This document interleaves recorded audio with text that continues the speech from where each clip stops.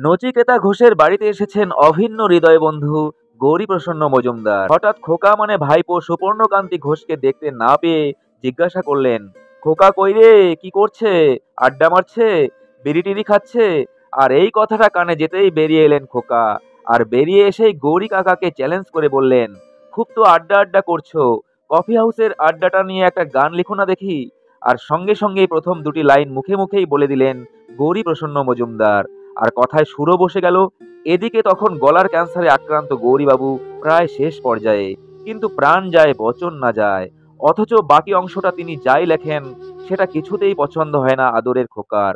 তারপর দিন দশেক পরে হাওড়া স্টেশনে ট্রেনের কামরায় বসেই বাকি লাইনগুলির কথা মাথায় এলো গৌরীবাবুর। আর লেখার কিছু না থাকায় সঙ্গে সঙ্গে সিগারেটের প্যাকেটের গায়ে লিখে সেটা পাঠালেন আদরের খোকার কাছে। কফি হাউসের সেই আড্ডাটা আজ আর নেই। কোথায় হারিয়ে গেল সোনালী বিকেলগুলো? আজ আর নেই। সেই আড্ডাটা তো এখন আর নেই, আর মানুষটাও এই পৃথিবীতে নেই। কিন্তু তার এই গানটা অমরত্ব পেল। তার এই গান ইতিহাস হয়ে রইল চিরন্তন বাঙালির হৃদয়ে।